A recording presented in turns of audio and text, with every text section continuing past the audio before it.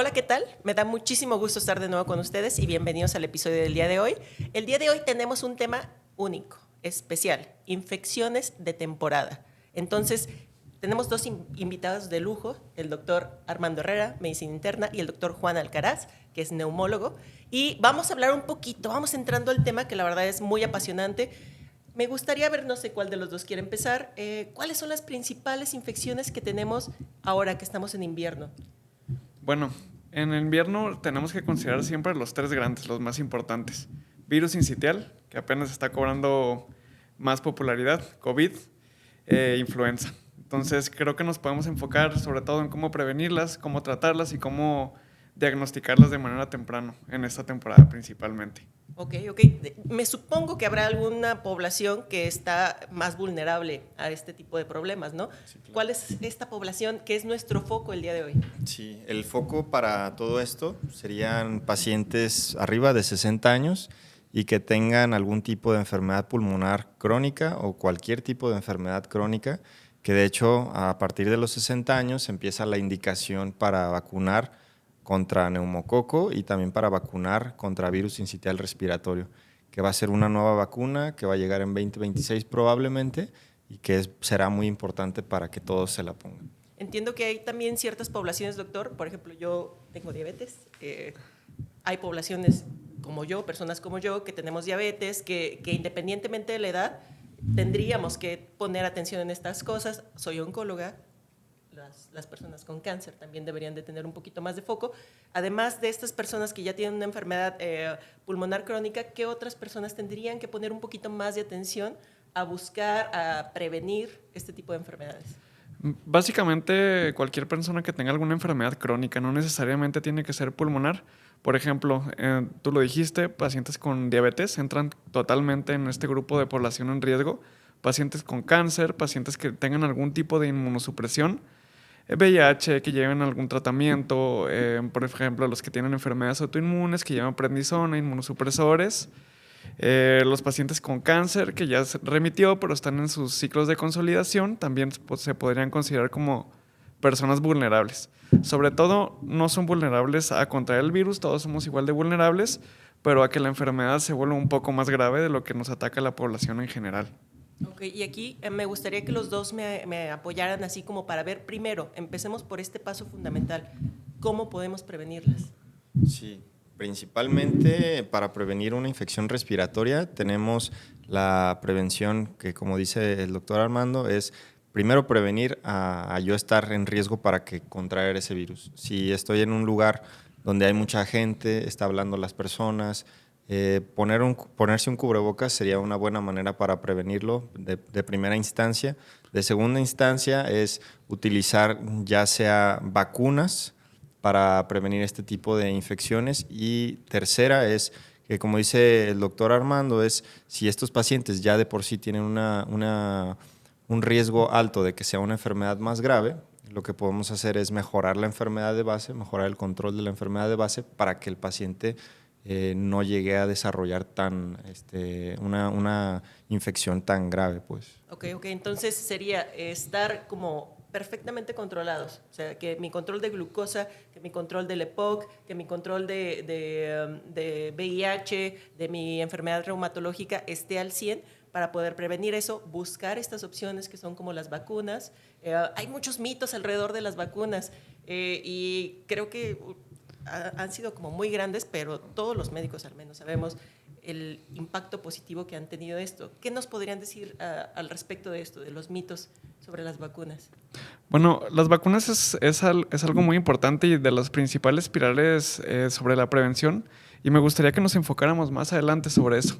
A mí me gustaría que empezáramos a hablar ahorita sobre informarles cuáles son los métodos de transmisión. ¿Cuánto tenemos que estar de distancia? ¿Qué pasa? ¿Se puede transmitir por tos? ¿Se puede transmitir al hablar? ¿Se puede transmitir por contacto de superficies? ¿El lavado de manos? Quisiera que nos enfocáramos un poquito en esa parte y vamos desglosando. Después nos vamos a las vacunas. Claro. Bueno. Ayúdanos, doctor.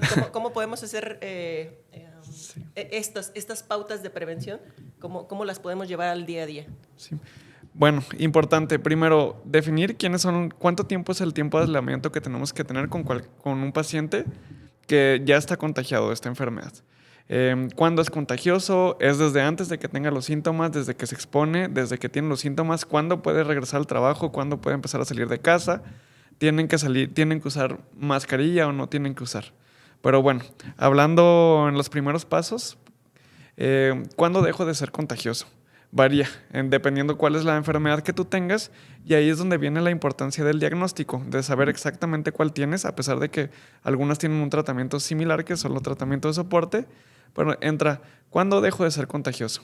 En general, ya no metiéndonos en alguna enfermedad en específico, se recomiendan al menos 7 a 10 días después de haber después de haber tenido los síntomas de la enfermedad, y que ya al menos estés 24 horas libre de fiebre, ¿sí? Para que tú puedas regresar al trabajo, para que ya puedas estar sin cubrebocas.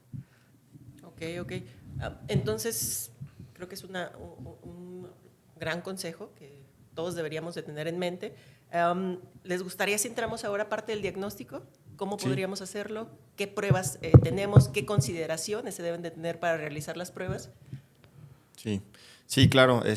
Pues es muy importante saber qué virus es el que está atacando a la persona, tan importante como es la enfermedad que tiene la persona, que en este caso tenemos muchas pruebas disponibles, pruebas rápidas, que es lo que generalmente se utiliza en el consultorio.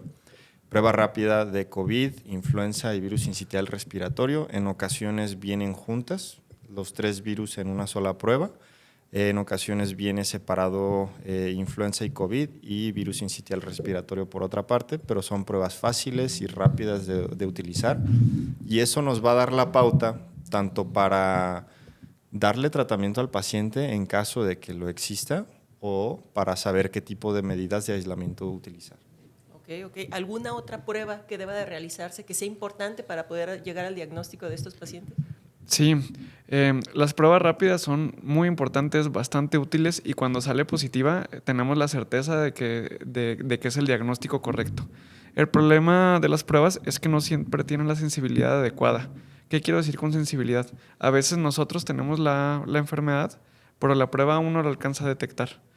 Entonces, cuando tenemos una gran sospecha, cuando tenemos algún paciente que está en un grupo de riesgo y sale alguna de las pruebas, número 1, no debemos de retrasar el tratamiento. Si tenemos a alguien que sospechamos que tiene influenza y es un grupo de riesgo, tiene cáncer, tiene diabetes, es un adulto mayor, debemos de iniciar el tratamiento. Pero número 2, para hacer el diagnóstico certero, debemos de irnos a las pruebas de PCR. Son las pruebas completas, como las que se hacían en COVID. Similar hay para influenza y para virus sincitial respiratorio. E inclusive hay algunas pruebas PCR que son múltiples, que te pueden medir varios virus también, de los cuales puedes estar enfermo. Ok, ¿y los síntomas, doctores? Me gustaría que ahondáramos un poquito de esto para saber yo, que tengo diabetes, qué atención, a qué síntomas tengo que poner atención para no retrasar mi tratamiento o buscar un diagnóstico. Sí, en cuanto a sintomatología, en muchas ocasiones todas estas infecciones respiratorias comparten mucha sintomatología entre sí. Sin embargo, hay algunos síntomas que nos pudieran ayudar a discernir, pero no con mucha sensibilidad y especificidad, es decir, certeza. No nos ayudan a discernir tanto, pero uno sería el dolor de cabeza. Si además de malestar general, fiebre, rinorrea, existe dolor de cabeza y el dolor de cabeza es de alto grado, entonces podemos nosotros orientarnos un poquito y cambiar la orientación diagnóstica. Por ejemplo, dolor de cabeza es un poquito más típico en influenza, a diferencia de COVID, en donde COVID también es un poquito más florido en cuanto a sintomatología. Los pacientes en COVID pueden presentar síntomas gastrointestinales, pueden presentar síntomas que pudieran en ocasiones ser similares al dengue. De hecho, pues nosotros durante la pandemia tuvimos muchos pacientes que creíamos que tenían COVID y dengue al mismo tiempo, aunque yo nunca vi una prueba que fuera positiva para ambas, pero así le empezaron a llamar COVID-dengue. Y el COVID-dengue es precisamente esa sintomatología que viene compartida.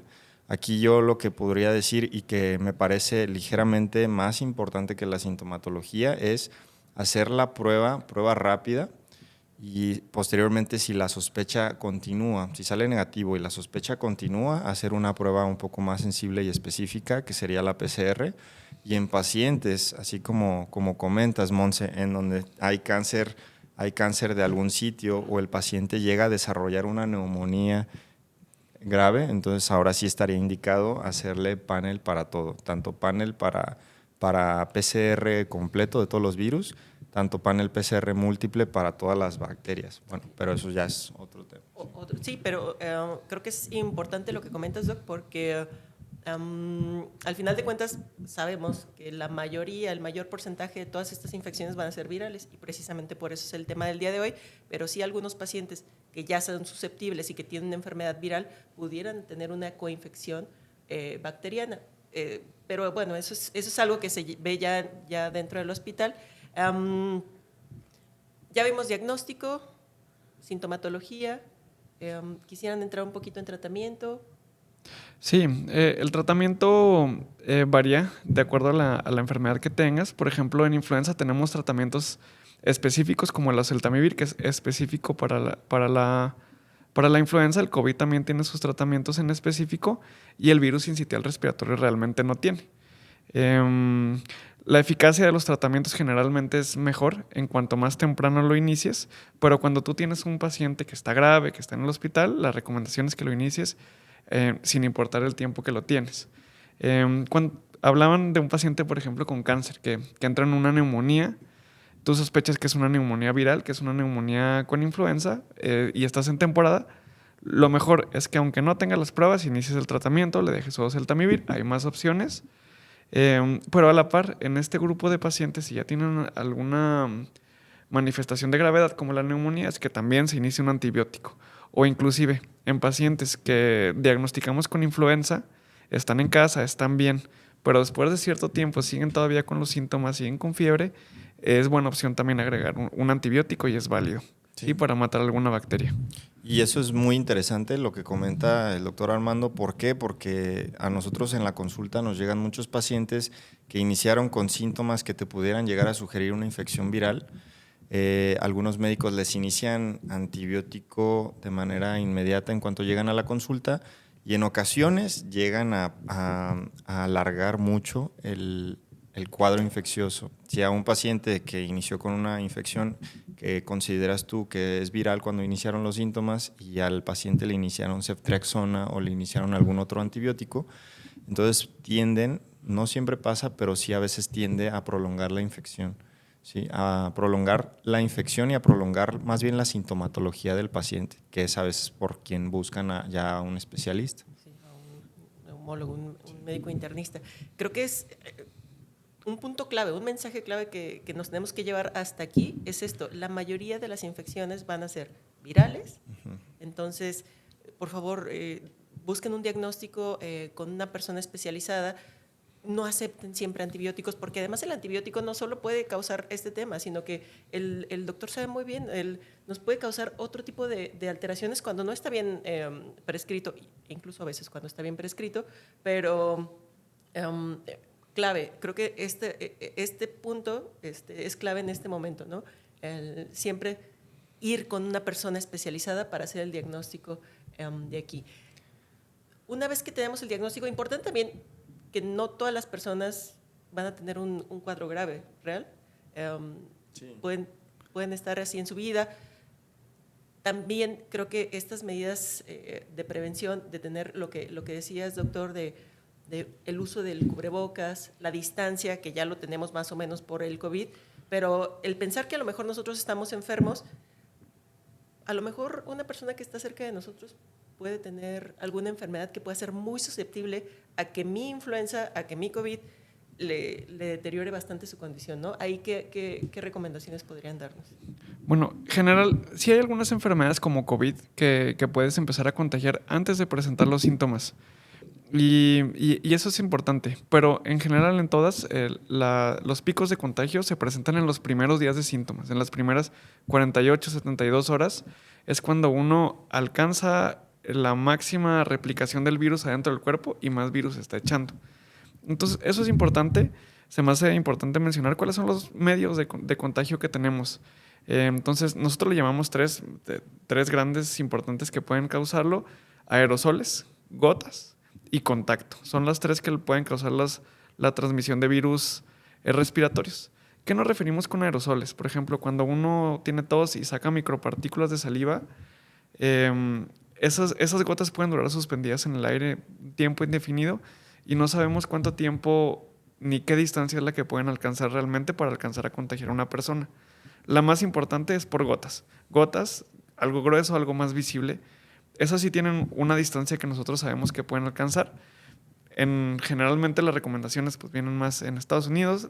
Recomiendan 3 pies de distancia al menos para que no alcances a contagiarte por gotas, que es la más fácil de contagiarte, pero también existe aerosoles, que no sabemos distancia y tiempo que pueden estar suspendidos en el aire.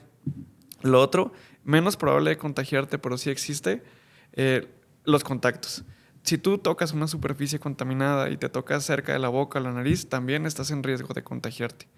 Entonces, en estas épocas en que se vienen estas infecciones de temporada, que además están más relacionadas con el frío, con estar en interiores, el mantenernos con mucha gente en interiores muy cerca sí va a favorecer que podamos contraer alguna de estas enfermedades. La ventaja, algunas pueden ser en pacientes asintomáticos que todavía no tienen los síntomas, pero la ventaja es que la gran mayoría son más fáciles de infectarse cuando el paciente tiene síntomas muy floridos. Entonces, aquí es bien importante que cuando uno empieza con síntomas, empiece con las medidas de aislamiento.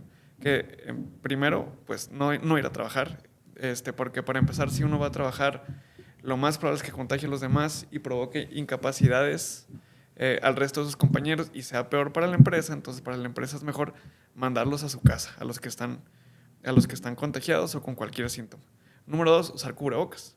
Cubrebocas es importante. La persona que está contagiada es la que más debe usar cubrebocas, todavía más importante que la que lo usan las personas que están a su alrededor.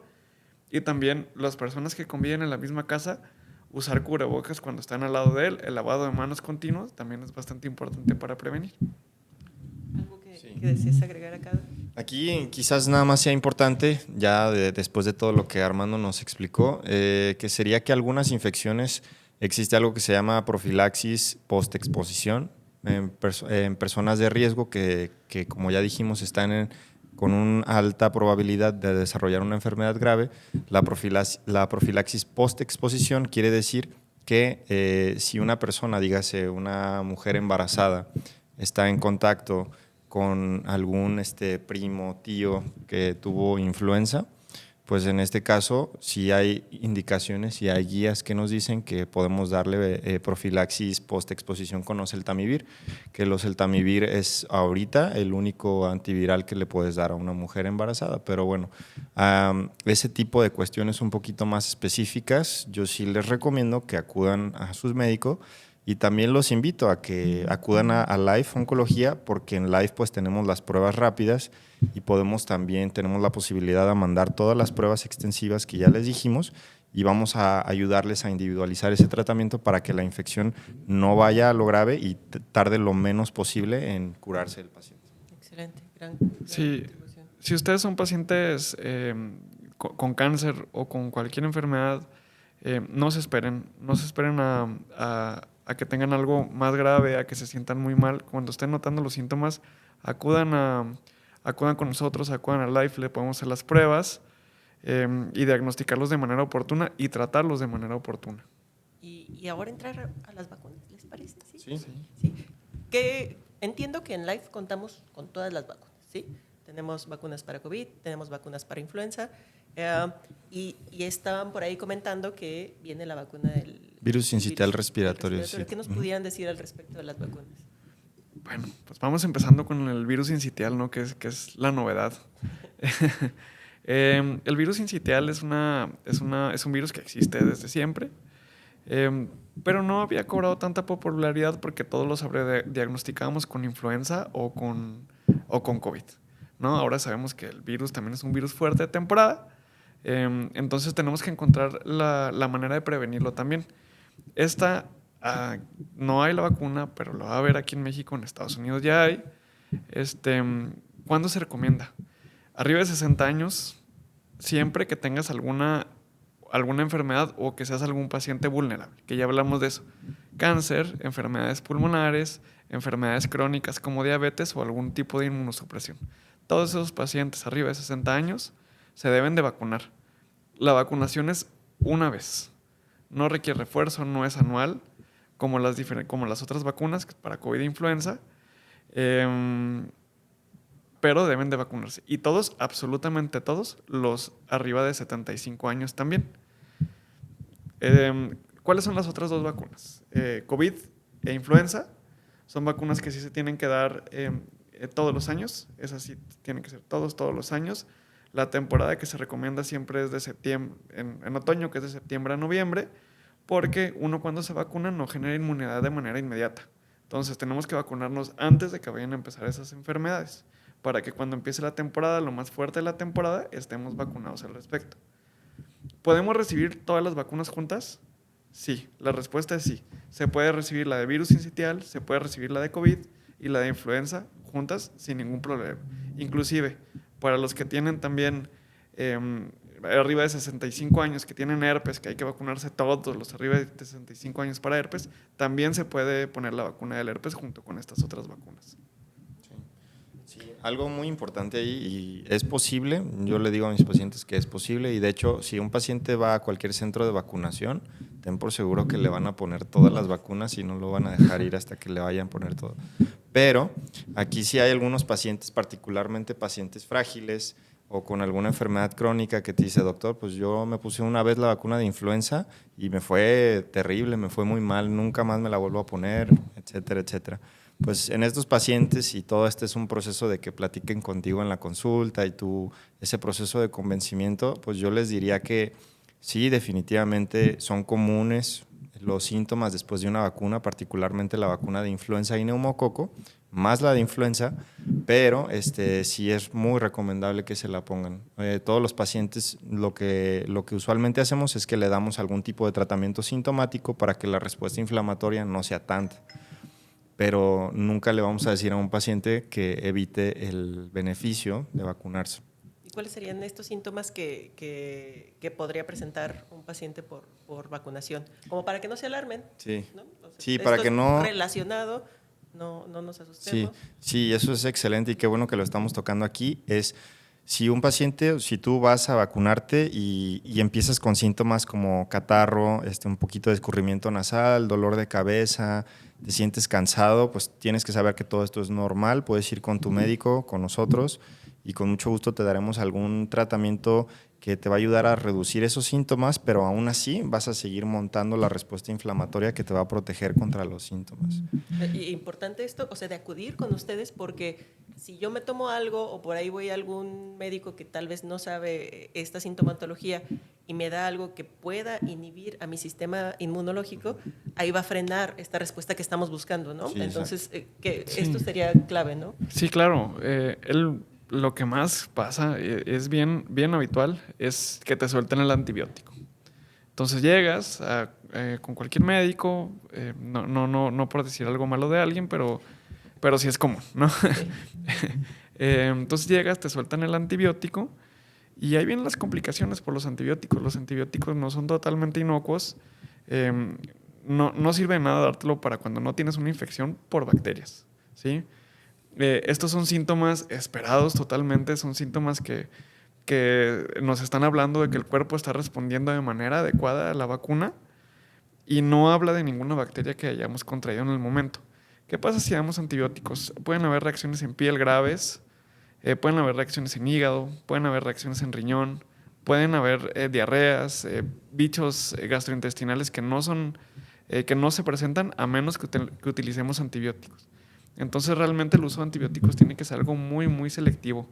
Cualquiera que empiece con estos síntomas de los que hemos estado hablando, tos, dolor de cabeza, escurrimiento nasal, dolor de garganta, todos esos síntomas, la gran mayoría, 80% al menos, son por infecciones virales. No requerimos antibiótico. Entonces, bueno, tomarlo en cuenta, de preferencia acudir con un especialista siempre si se tiene la oportunidad. En Life están los especialistas adecuados para el diagnóstico y tratamiento de estas enfermedades. Y no esperarse principalmente si eres un paciente vulnerable. Totalmente. Bueno, creo que es excelente lo que hemos tocado. Sepan que en Life tenemos vacunas, tenemos pruebas, tenemos especialistas, neumólogos, médicos internistas que van a poder dar una atención especializada enfocada en cada uno de ustedes. No sé si quieran agregar algo más, doctores. Sí, a lo mejor algunos de los mitos de las vacunas sí, que perfecto. ya no lo tomamos anteriormente. Sí. Sí es bien importante. De las más temidas, el Guillain-Barré, la influenza, que es la que está relacionada supuestamente con Autismo. con Guillain-Barré, autismo, ese es otro. A mí me llama mucho la atención Guillain-Barré y es de lo que más me daría miedo. Es una enfermedad que pierdes la movilidad en algunas de las extremidades, pero realmente existe el riesgo de Guillain-Barré por vacunación. Se han reportado algunos casos, no hemos logrado comprobar que esté realmente relacionado con la vacuna. No hay evidencia, no hay algún dato que compruebe que la vacuna de la influenza o de COVID haya causado casos directamente de Guillain-Barré, ¿sale? Entonces, el riesgo es mucho menor, abismalmente menor que el de vacunarte. El vacunarte, la realidad es que disminuye el riesgo de contagio, pero no lo atenúa. De todas maneras nos podemos contagiar, pero disminuye hasta un 70% el riesgo a que nos tengamos que hospitalizar por alguna de estas infecciones. Entonces, vacunarnos todos para no caer en el hospital después. Principalmente, pacientes en grupo de riesgo. Vacunarse para no caer en el hospital. Y esto del Sí. autismo, ¿no? También, que decías Sí. que creo que ha sido una de las principales causas del por qué la gente se ha dejado vacunar. Sí, claro. Eso, por ejemplo, COVID, se habló mucho, creo que no es tanto un mito, es una realidad, pero bueno, vale la pena sopesar el riesgo de que si yo voy a tener una alteración menstrual por la vacuna de COVID versus a que me vaya a estar hospitalizada o incluso tenga el riesgo de muerte por COVID, pues prefiero tener una alteración menstrual 1000 veces, ¿no? Sí, o sea, totalmente. hay ciertas cosas que creo que se nos han metido tanto en la mente, Sí. pero que hay que, lo que dice el doctor Armando, o sea, ponerlo en la balanza. Para mí es mucho más importante estar vivo Sí. y con una buena calidad que otras cosas. No sé, Sí. ¿qué nos podrías aportar Sí, ahí? totalmente va a ser muy limitado, va a ser escaso, va a ser muy raro que recomendemos a alguien no vacunarse. Yo una vez tuve un paciente que, pues, él sí tuvo Guillain-Barré. No sé si haya sido por la influenza, porque también en nuestro medio está el Campylobacter y el Campylobacter, pues, es una bacteria muy frecuente y es causante de ese síndrome. Entonces, pero digo, va a ser muy limitado, va a ser muy escasos los casos en donde sí recomendemos que no se vacune una persona. Y es más, si nosotros como médicos no sabemos, yo en cualquier momento le puedo decir al ginecólogo o al experto en reproducción o al experto en lo que sea para poder recomendarle algo a un paciente.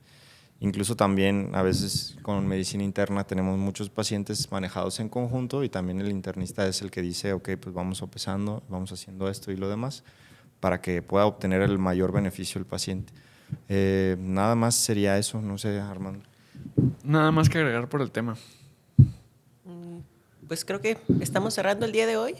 Han sido contribuciones muy buenas. La verdad es que agradezco muchísimo, doctor Armando, doctor Juan, que hayan compartido con nosotros esto y que sepan ustedes que en Life se cuenta con todo para darles una atención adecuada para estas infecciones de temporada. Y también los quiero invitar para que nos escriban en nuestras redes y escriban comentarios, denle like y todo para que pues igual también nosotros podamos contestar un mensaje en cualquier momento o si no nos vemos en consulta. Un gusto. Gracias. Hasta luego.